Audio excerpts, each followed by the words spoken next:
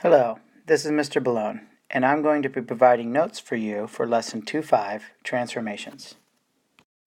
In this section, we're going to explore the different effects that transformations have on graphs that you're already familiar with.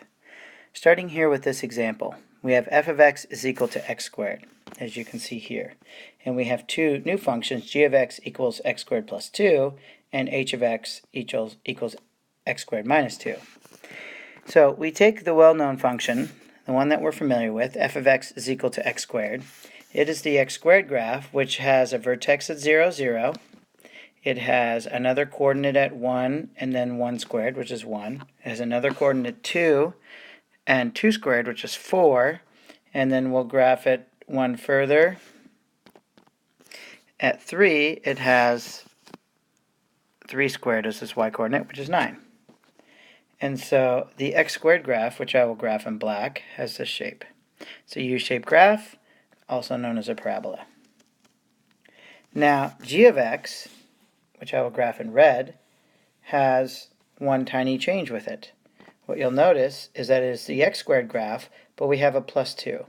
What this does is it moves the whole graph of f of x equals x squared up 2. Let me show you why. When you plug in 0, you get 0 squared plus 2, and so when you plug in 0, you get 2. So you'll notice that it moves the coordinate that used to be at 0, 0 up 2. So let's try that again. When we plug in 1, 1 squared is 1, plus 2 makes 3. And so we get a point here. And of course, when we plug in negative 1, because of the y-axis symmetry, we get a point here. And you'll notice that these 2 points are 2 above the black graph. Let's do this one more time. When we plug in 2, we get 2 squared, which is 4, plus 2, which makes 6. So we get this point here, and we get this point here. And once again, you'll notice that it's above by 2. And so, continuing with this property, we can graph y equals x squared plus 2 simply by taking the black graph and moving every known value up 2. So applying that same idea to the h of x graph, which I will draw in blue, you take all the known values and you move them down 2. And so you'll see here that I'm doing that on the right-hand side and now on the left-hand side. Taking all the known values from the black graph and moving them down 2. And so the result is h of x in blue.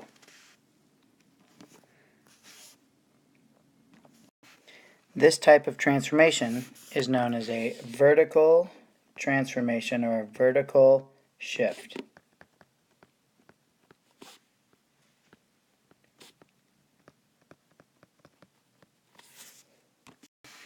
In this example here, we once again have the x squared graph, which I will draw for you. The f of x graph is now drawn in black. I will now draw the g of x graph in red. Now let's imagine that if we're going to plug 0 into x, then when we take 0, we plug it in, we subtract 2 first, and then we square it, and we get the value 4. And so when we plug in 0, we get 4. Let's now plug in the number 1. When we take 1 minus 2, we get negative 1, and when we square it, we get 1. So we get this value right here. When we plug in the value of 2, we get 2 minus 2, which is 0, and 0 squared is 0. So we get 2, 0. And then if we continue on and plug in 3, we get 3 minus 2, which is 1, and we square it, we get 1. And we plug in 4, we get 4 minus 2, which is 2, and we square it, we get 4. And then we can start to see the x squared pattern showing up again here and here. And if we draw the U-shaped graph for the red one, we should notice something different happens. The graph of f of x, the black one, has been moved to the right 2 places. It has moved or shifted to the right 2 places. So one of the things I'd like you to notice is that if we have a minus 2 inside the parenthesis, that translates into moving 2 to the right. So an acronym I like to use to remember what to do is PILNER, which stands for positive, left, negative, right.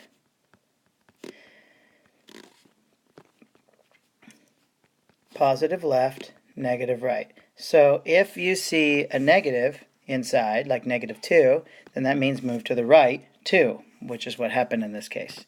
Now, in the next example, which I'll draw in blue, you can see in the inside that we have a +2.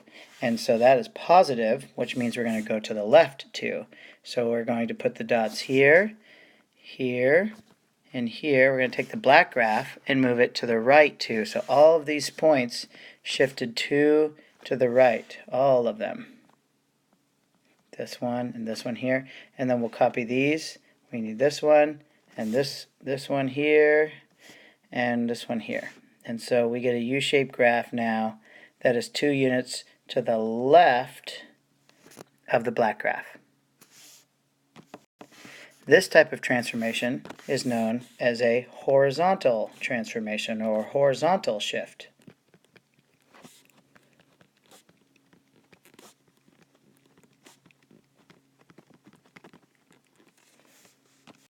So this example here brings in both transformations in one problem. Pause the video, see if you can graph this equation correctly, and then unpause it to check your answer. And the correct solution is drawn here. Notice that I move to the right 3 because it's positive left, negative right. So I go right 3, and this means move up 2, put a dot here, and then like before with the x-squared graph, I move right 1 and up 1 squared. Move right 2 and up 2 squared, which is 4. Move right 3 and up 3 squared, which is 9. We can continue our discussion of transformations using the square root of x graph, but keep in mind that any function that we want to put here, transformations can apply to. So in this one, we're going to study transformations from radical x's perspective.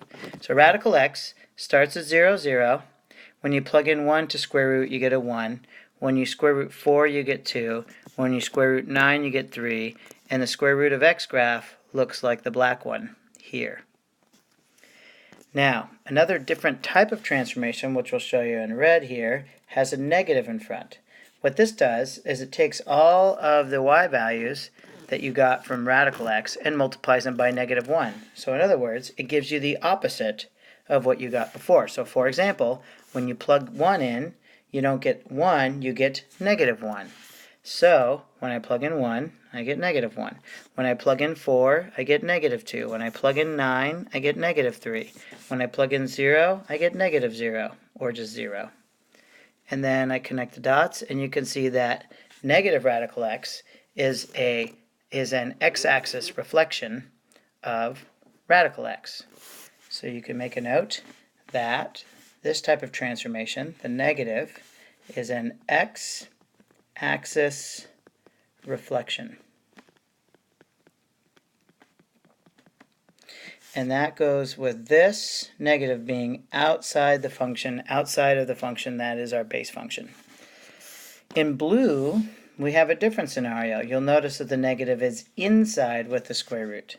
So this means that when I plug in the number 1 into this function, I get the square root of -1. Well, that has no value. That's a complex number, so it does not show up on our coordinate plane. But if I plug in the number -1 into this function, then I get the opposite of -1, which is +1, and that makes a square root, which is 1. So I get this value right here. When I plug in when I plug in -4, I get the square root of the opposite of -4, which is it is the square root of 4, which is 2. And then when I plug in -9, I get the square root of +9, which is 3. And of course, square root of 0 is still 0. And so I get the blue graph here. And if you compare the blue graph with the black one, you'll notice that this creates a y-axis reflection. So make sure you can understand the difference between when you have an x-axis reflection and when you have a y-axis reflection. X-axis reflection, the negative is on the outside. The y-axis reflection, the negative is on the inside of the function. Take a moment now, pause the video, and copy down the important characteristics of the different types of reflections. I'll make a few notes. Notice that you add or subtract. This will move you up or down. This will move you right or left. And remember, that this is a different strategy than I showed you earlier. I like to use the strategy positive left, negative right, because it's the opposite of what you think then happens with vertical shifts. And then here, x-axis reflection, y-axis reflection, we just spoke about that. So here we have two more types of transformations, and these transformations are caused by dilations. And the dilation is caused by taking a number and multiplying it to the function. When we multiply a number to the function, then two things happen.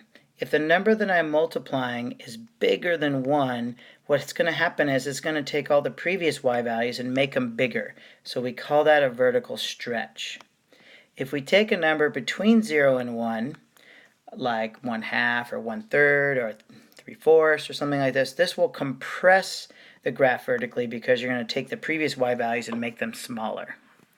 Now, when you're looking from a horizontal perspective, then just like with moving left and right, the horizontal reaction is opposite of what you would think. So if I'm going to multiply by a, it will stretch if it's between 0 and 1, if it's a fraction, but it will compress horizontally if a is bigger than 1. So take this example. If I have x squared versus 3x squared versus 1/2 x squared, let's just draw a rough sketch of x squared, and it looks like this here, and then g of x equals 3x squared. What that will do is it will take all the y values of the black graph and make them 3 times bigger. So what it will do is stretch it out or make it thinner, is one way to think of it, stretch it out in the y direction. Now if I put a 1/2 out front, it's going to squish it or compress it in the y direction, so it'll make it wider. Think of it as this one, the red one, making things thinner, and here making them wider. Okay? So for the horizontal stretch or compress, let's look at that example. So here in this example, you can see x squared is drawn again. And then when I have g of x equals 3x squared, what happens is the 3, you'll notice, is a. And if you compare a is bigger than 1, it's going to compress the graph in the horizontal direction. So what we'll have is a squishing of the graph in the horizontal direction like this. And then in the h of x example, which I meant to draw in blue to be consistent with the other examples, the 1/2 is between 0 and 1. It's in this area, so it's going to stretch it horizontally and make it go out this way like this.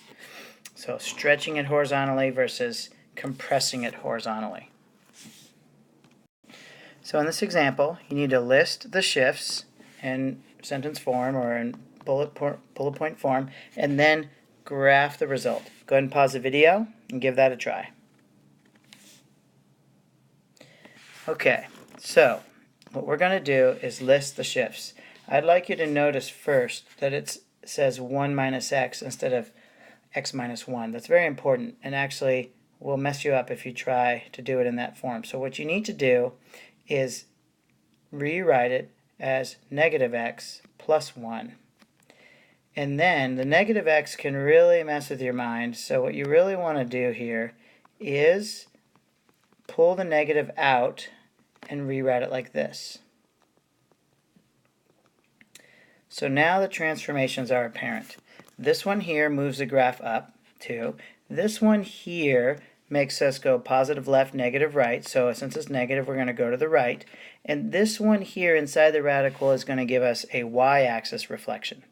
So we're going to get 3 transformations that we need to list. The first transformation that's most important is dealing with the negative. This will be a y-axis flip. And then we deal with the horizontal transformation, which means move to the right 1, and then this one, which means move up 2. So go ahead and write those down, and your result should look like this. So let's remember that the square root of x graph looks like this originally, here. And then our first reflection flips it about the y-axis. So we will now have a graph that looks like this here. And then we're going to move it to the right 1 and up 2. And so I'll do the final graph in blue, which will look like this.